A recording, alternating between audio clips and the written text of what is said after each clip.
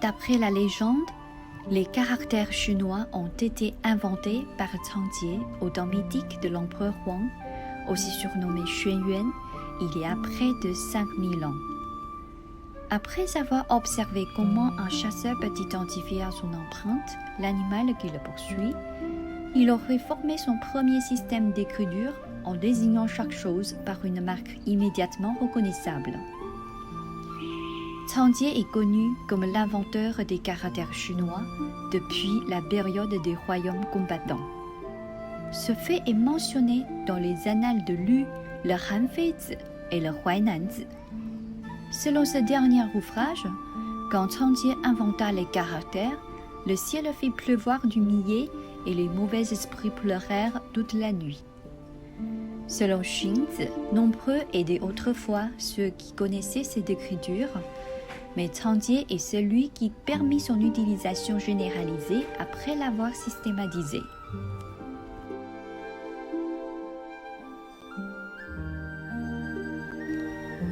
Changjié, né Hogang et aussi connu sous le nom de Shi Huang, était originaire de la montagne des plumes d'oiseaux dans le village de Yang du comté de Baishe dans la province du Shaanxi. En tant que l'un des historiens principaux de l'empereur Huang, il est le créateur des pictogrammes primitifs chinois. On dit qu'il créa l'écriture de la trace de l'oiseau en observant les phénomènes célestes et en étudiant toutes les créatures. Il reçut ainsi l'appellation de père de la civilisation humaine. On dit même que le ciel fut ému par le travail de Changjié sur la création des pictogrammes. Il lui donna alors le rang d'immortel et fit tomber sur le monde une pluie de millet pour montrer son admiration. La date de la pluie de millet est devenue le dernier terme du printemps, nommé Guyu, et est encore utilisé à ce jour.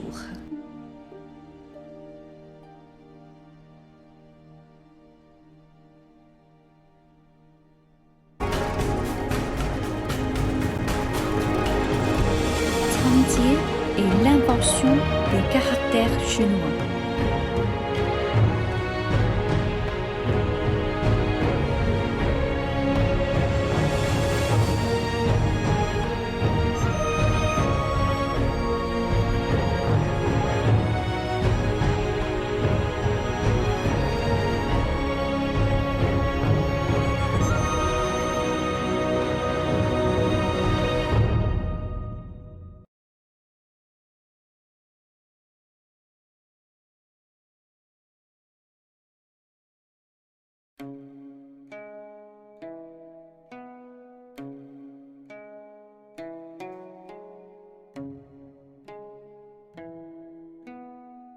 La légende dit que Changjié aidait un fonctionnaire de l'empereur Huang.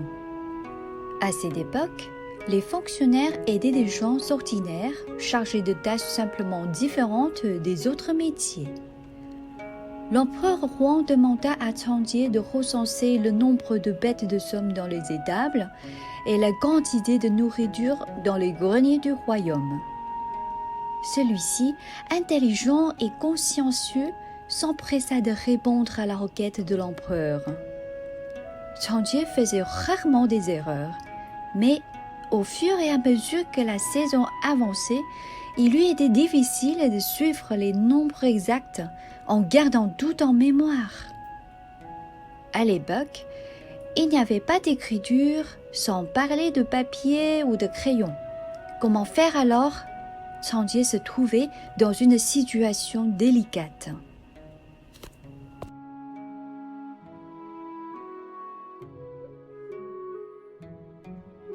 Changjié se creusait la tête afin de trouver une solution. Au début, il attacha des nœuds sur des cordes dont les couleurs différentes représentaient les différents types de bétail et de nourriture, et les nœuds attachés signifiaient le nombre. Mais au fil du temps, cette méthode ne fonctionna plus. Quand les chiffres augmentaient, il était facile de faire des nœuds, mais non de les détacher lorsque les chiffres diminuaient. Changjié eut plus tard une autre idée. Faire un cercle à l'aide d'une corde et suspendre différents coquillages au cercle pour représenter ce dont il était responsable. Il y ajoutait ou enlevait des coquillages selon le changement des nombres. Cette technique efficace fut appliquée pendant plusieurs années. Au fil de la grande compétence de Changjié, l'empereur Huang lui donna la charge de davantage d'affaires. L'arrangement des cérémonies annuelles de sacrifice, la répartition de la chasse et le recensement des membres des tribus faisaient à présent tous partie de ses responsabilités. Malheureusement, la technique des cordes et des coquillages ne suffisait plus pour répondre à ces demandes.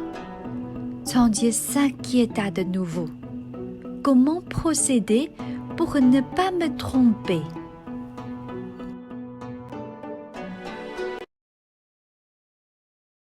Un jour, il partit à la chasse avec des compagnons. Quand on vint à une croisée des chemins, les hommes âgés se disputèrent sur la voie à suivre. L'un d'entre eux insistait pour aller vers l'est, où il y avait des antilopes.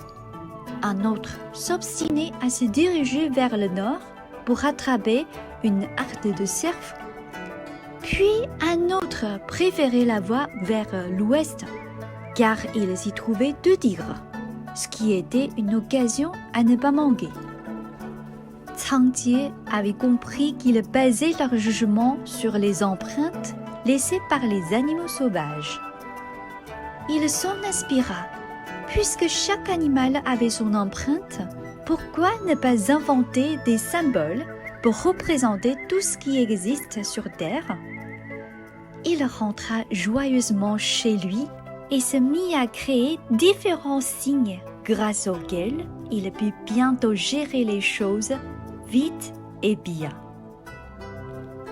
Ayant pris connaissance de l'invention de Changjié, l'empereur Huang, impressionné et satisfait, lui ordonna de la populariser parmi toutes les tribus.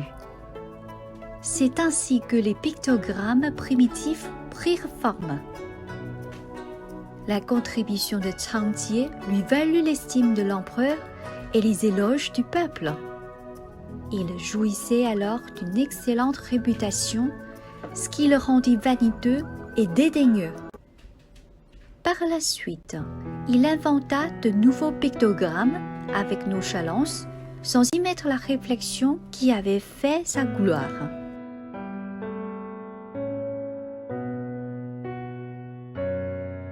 Cette nouvelle mit l'empereur en colère, car il ne tolérait aucune paresse chez ses sujets. Pour raisonner Changjié, il fit appel à l'homme le plus âgé et le plus sage du royaume. Celui-ci, ayant plus de 120 nœuds sur sa longue barbe, avait plus de 120 ans. Il médita un moment et partit à la recherche de Changjié. Tandis que Changjié enseignait à lire aux gens de différentes tribus, le vieillard s'assit silencieusement au dernier rang et l'écouta aussi attentivement que les autres. Quand la leçon fut terminée, tout le monde partit, sauf lui.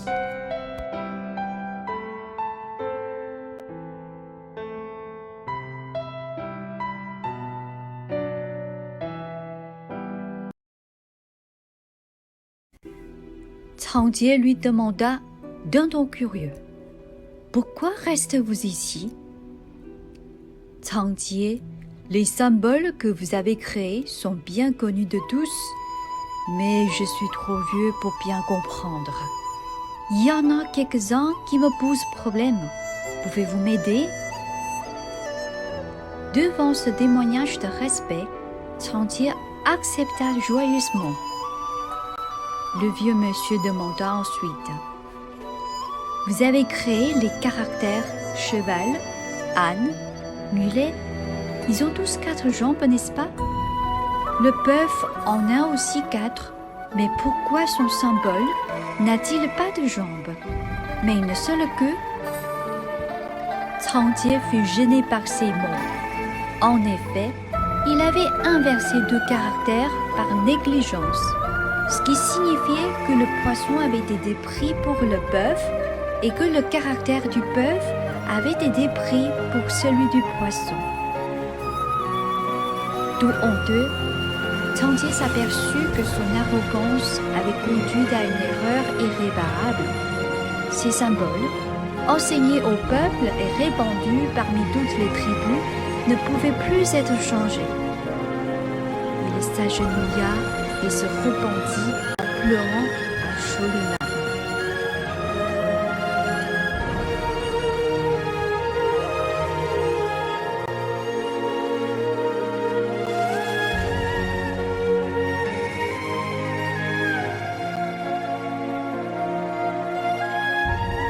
En lui prenant la main, le vieux monsieur dit sincèrement: Changjié, vous avez créé l'écriture, de sorte que l'expérience de notre ancienne génération peut être enregistrée et transmise.